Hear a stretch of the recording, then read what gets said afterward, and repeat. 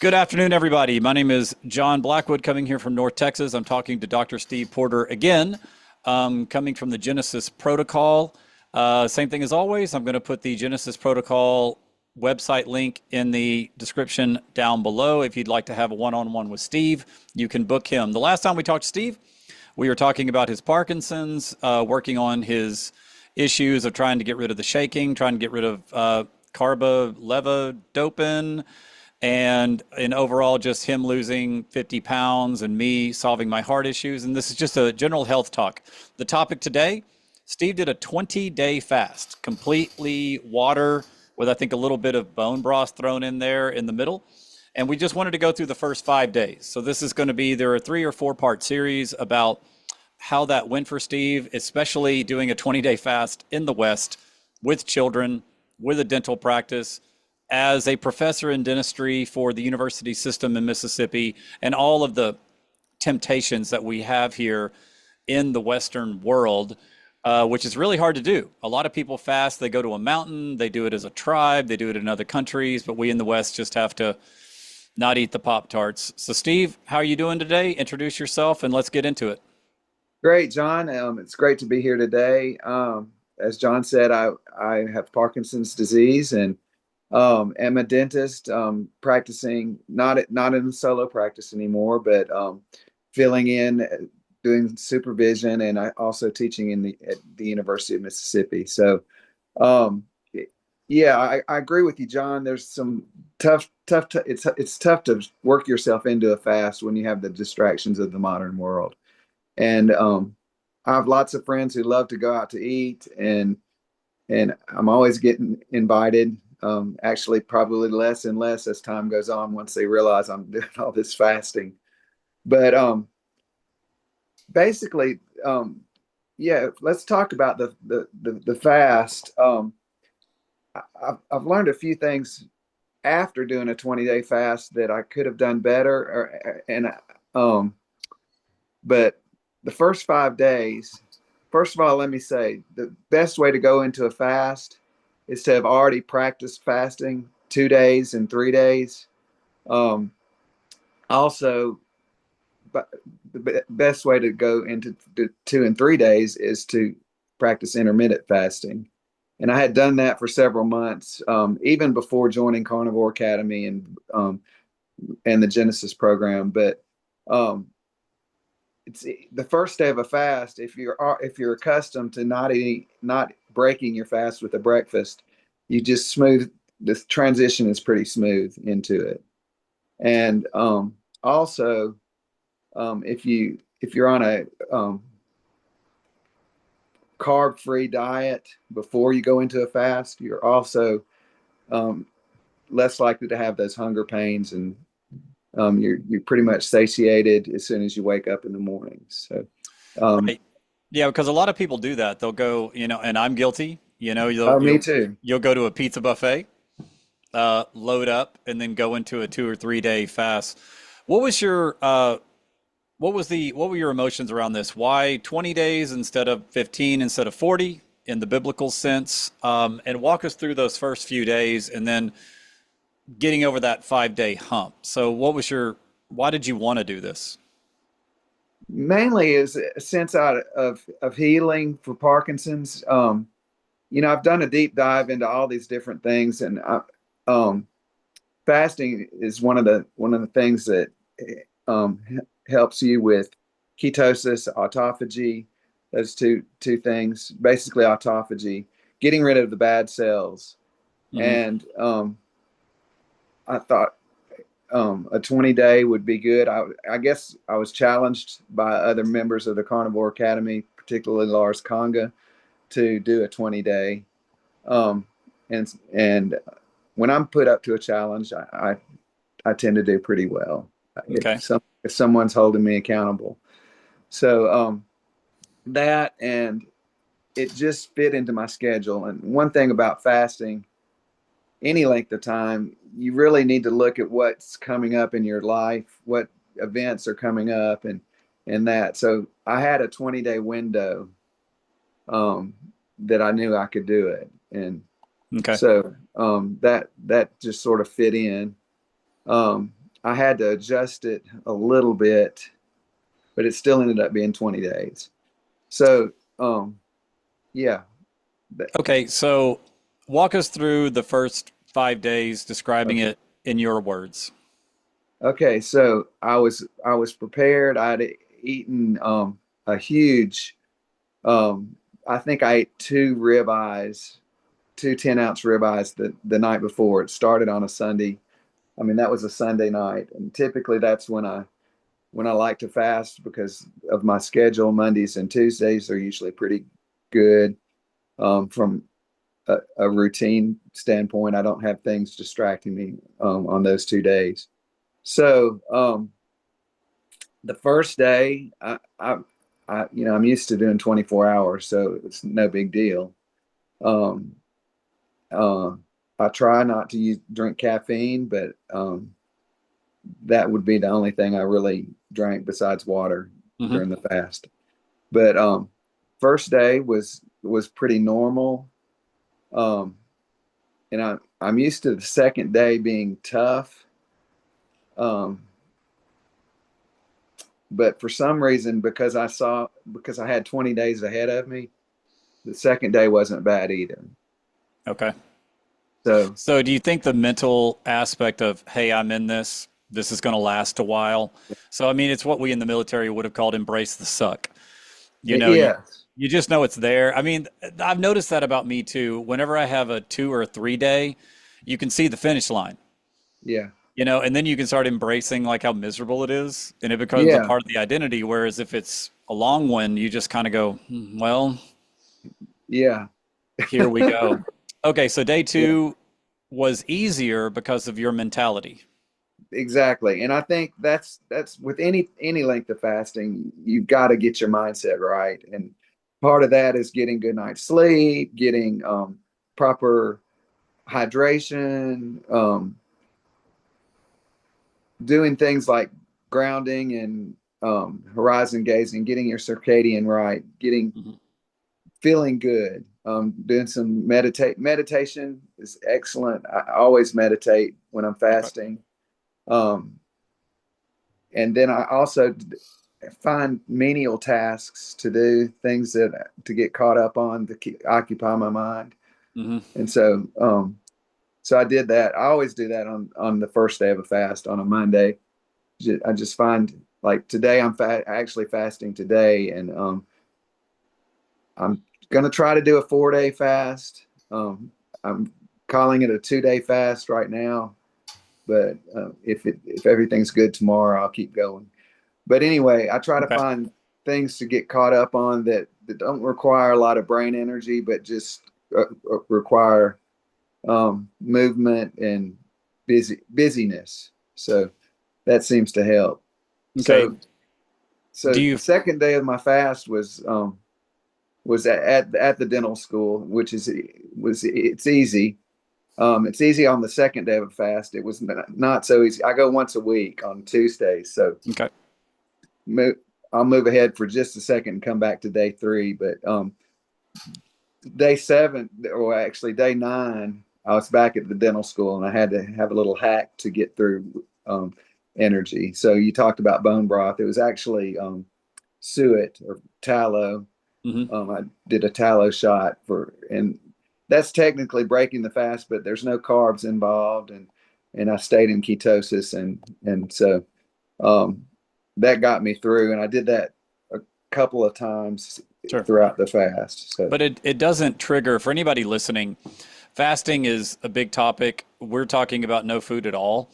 Um, you taking tallow, suet fat, animal fat, it did not trigger an insulin response, right? It's not like you went out and ate a Pop Tart. right, right, So, medieval monks used to fast for Lent on beer. I mean, so yeah, and they would lose weight, and all that. So there's all kinds of different fasts that you can do, but you did not. I get it. You needed to get past that. I'm gonna yeah, eat. I'm gonna give in. So yeah, I think we can definitely forgive you for that. I mean, as long as you don't trigger that insulin spike, yeah. you stay in ketosis, you stay in fat burning. You And I'll know. be honest, Okay. a lot of a long fast, you are in kind of a zombie state. You're you don't have you go back and forth. I guess you oscillate between having clear thoughts and having no thoughts at all. Hmm. But you can energy wise, you're on a low energy. You don't have like this tremendous boost of carb energy that or or energy Right. period. So Okay, so so it that's a good question. You never had the euphoria that a lot of these influencers talk about, like, oh, I'm talking to angels and I can climb mountains. You never experienced that?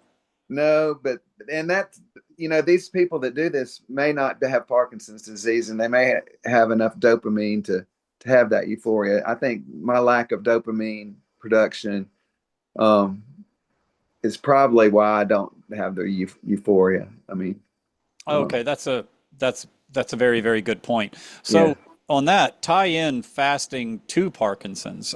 Do you think that it's helping you heal or just making you feel better? Well, I think part of my Parkinson's journey, you're told when you have the diagnosis of Parkinson's, the neurologist and the science tells you that there's no cure and that medications can only help the symptoms. Hmm.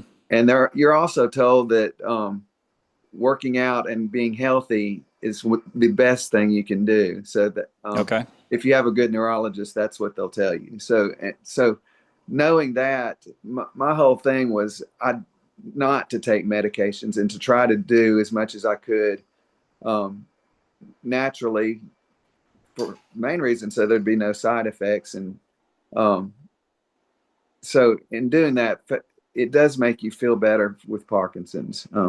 Okay.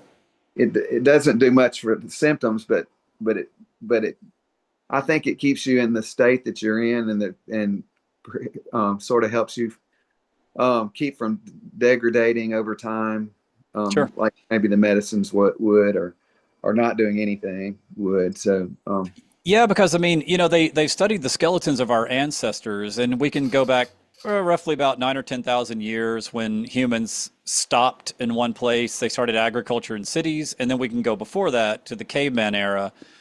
And back in the caveman era, our ancestors were not lucky, but they ate 2 to 3 times a week.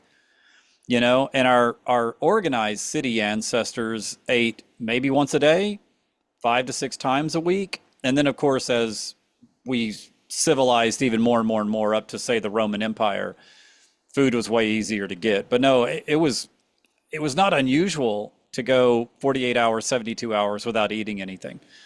If you were ancient man. One thing I love about fasting is feeling so lean. I love that feeling absolutely, of being yeah, empty. yeah. Okay, can you describe that? That is a good feeling. That's really a motivator for me. I'm a heavy set guy. I have a lot of belly fat Hmm. from over the years of misuse of my body, and I think genetics and play a role in that too. But just and lifestyle. But it feels good. It feels good to lose weight. Yeah. Yeah, and the first part of the fast, you feel like you're losing fat, and that's motivational. Towards the end, it was way after 5 days. I felt like I was losing muscle, and I had to have a plan coming out of the 20-day fast to rebuild that muscle. Which muscle cells are really easy to rebuild. I mean, Right. um, they don't really go away; they just shrink and get littler. And if they, I guess they do waste away, but they replicate. Muscle cells aren't like nerve cells. Nerve cells are a tough animal. They don't, they're what you have, what you're born with or develop as you grow is Right. really what you have. So, but muscle cells, no. Um, it's euphoric losing weight. And I get, when I'm fasting, I get on the scale twice a day Sure. Oh, yeah. Yeah. and give myself a high five. And, you know, there's a lot of philosophy on that, whether that's a good thing or a bad thing to be obsessed with weight. But when you're a chunky guy and you've been chunky all your life and you've worn, 40 waist pants with, it's just nice to be a 33 right now or Yeah. 32. Yeah. Yeah, and look good. I look in the mirror and go, and the ladies at the church keep complimenting you. That's yeah, wonderful. yeah, So what was day 5 like? So you got past your first 3 days because you're used to yeah, that. Now you're getting towards cruise control. Day yeah. 5 through 7. What was that like? So it's totally situational, depending on what I was having to do. If I was away from the house and not really working, but maybe supervising a dental office, um, there's very little to do but sit around and get up for a dental exam and go back to your computer and just kind of relax. It's really relaxing. It's a good job for me with Parkinson's disease, actually. But so the days that I was in an office, it was really easy. Okay. Um, so it just ended up being almost like the odd days. and and the weekends were pretty easy as long as there wasn't anything going on at the house. And as long as my wife had not been to the grocery store to buy snacks or anything like that. And Yeah. she was pretty respectful. I say, hey, I'm on a fast, and um so she's pretty good about that. And But let's talk about that. That is huge. Steve is very lucky in that he's got a sister who's carnivore. I think he has 3 or 4 sisters that are very supportive and a wife that's supportive. Um, very, very fortunate for that. And that makes it a huge difference. right. A lot of us don't have that. And, I've got to prepare school lunches every morning, and my middle child loves to bake. I think what Steve is going to get to a point of describing is if you're going to do 5, 7, 10-day fast, you're going to go longer than, say, 3. There's going to come these times where you just, like the bed behind me, you just have to lie down, be hungry, and just understand that this is a part of the deal. Yeah. I mean, did you ever do that? Just sort of look up at the Yes. ceiling on the couch and go, okay, Yeah. Cry a little bit or what? Yeah. Yeah. okay, all Yeah. right, I will say, and you're talking about my sisters and my wife and stuff, and I will tell you, another big support group has been the Genesis group. right, And I don't think I could have gone through the fast without, we have, um, well, one part of Carnivore Academy is our Sunday night video calls, yeah, call check-ins and stuff. But the Genesis group meets once a week too. And I, I had to, it's sort of looking forward to that. Gave me motivation in the fast because I knew I was going to have to report to these guys and tell them what was going on. So if right. that if you don't have a family support, I can tell you that the Genesis group is very supportive. And Yeah, and in the West, I think we have to do that. You have to manufacture your own tribe, right? Because right, there are many people all over the world that they fast as a group, they fast as a village, and that's got to be way easier, whereas we don't. So Steve and I are part of something called Genesis. I had to heal my heart. Steve is healing his Parkinson's. It's run by a man named Lars, and I'm going to get him on the podcast as well. And so, need to throw this out there. Disclaimer: I'm not a medical doctor. He's a doctor of dentistry. These two guys, him, I don't know, me, we're this isn't medical advice. But what we've done is we've figured out how to not take the pills or as much as possible and to let our bodies go into autophagy, which is cell healing, CELL. And that's what we're talking about. And it is nice to plug into a group and chat with them. So kind of describe your Parkinson's group on there because I'm a member of the Parkinson's group, but I don't join in a lot. So how does that go? so it's a great group of people. We have a lot of support. Lars has got several people that are helping out with weekly meetings. We have a schedule where um, we meet with actually Danny. She's a fascia specialist, yoga therapist, fascia specialist. So we do a fascial program to work on it because that's a big thing with your muscles and tissue and nerve signals and things is your fascia gets bound up. So Okay. we do that once a week, and it's recorded. So like this morning, I did it instead. I did it. I didn't do it live. I went back and did it this morning. But we have that. We have different workouts together, strength workouts, balance and coordination workouts. Lars usually leads those. I've been known to lead. I've led one so far Okay. when Lars couldn't do it, but there's something every day. There's also one-on-ones with the Carnivore Academy and Genesis. Lars will work out with you and counsel you once a week or so Sure. if you join. But the Parkinson's group, we have a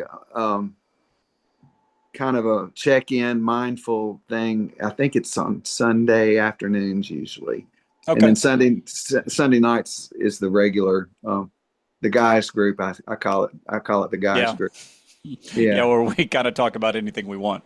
yeah, yeah, yeah. But there's this whole community, and I was telling my wife, I said, I've never met these people. They could be AI generated, every single one of them.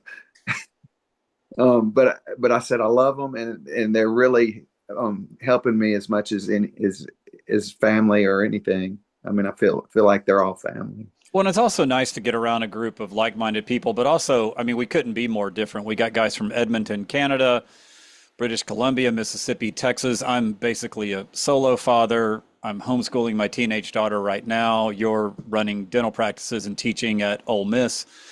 And that's what's kind of cool is once again, it's a manufactured tribe, but it's a tribe and we're very, very proud of it. Once again, anybody listening to this, you know, I'm not against the modern medical community. I want to make that clear. You know, it's amazing. I've had multiple knee surgeries. I had a huge surgery in the Navy that eventually I had to leave the Navy because of it. I'm not against modern medicine, modern dentistry by any means. But there are some newer ailments that have popped up in the last 100 years that we're just trying to find ways to let our bodies heal ourselves instead of just take the pills for another 40 years. And that's what Steve and I are doing. Yeah, Once again, it's genesis4pd.com. I'll put it down below. If you want to book a consult with Steve, it's in the top right of the website. And say in there, just say, I want to talk to Steve, right? Or if not, you're just going to end up talking to Lars. It's kind of what's going to end up sort of yeah. happening. So, all right, Steve, let's finish this out. I got a timer up here. I don't want to go too long. About 2, 3 more minutes left. What are your thoughts on fasting and everything else? Well, I guess everybody's journey is different, and so it's helpful to hear what people go through. I love to hear what other people are doing. Mhm. What I share is what works for me. You said medical advice. We're not. I'm not a physician, a medical physician, so I'm not giving medical advice. I don't ever want to be um, faulted or accused of that Mhm. because I like to share what works for me, Sure. and so and I like to learn what works for other people. And I think collectively, if we do that enough, we have enough similarities that we can draw some good conclusions. And it may not be science, but it's consensus, I guess. Sure. So just trial and error. Yeah, yeah, Working the seed oils out of our system, working the alcohol. I mean, guys, I'm 46 years old. yeah, I've been in the military, I've been in the oil field, and now I'm in the trash business. You want to know about drinking hard? I can teach y'all yeah, about drinking hard. I yeah, I spent plenty of my life drinking hard. 6 12 pack a night was easy to do, but then I nearly blew my heart up. So yeah. I had There's to I had to fix everything. there's nothing good about alcohol. I've just finally come to that realization.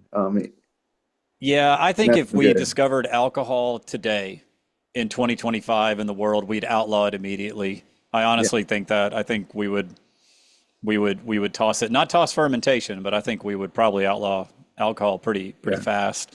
yeah, Well, Steve, that is wonderful. I'm glad that you're doing well.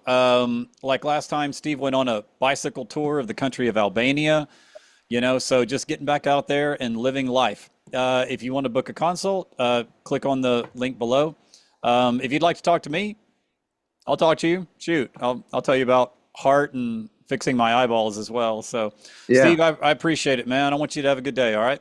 Thanks, John. I appreciate it. Have a good day as well. All right. How do I stop recording? Oh, oh.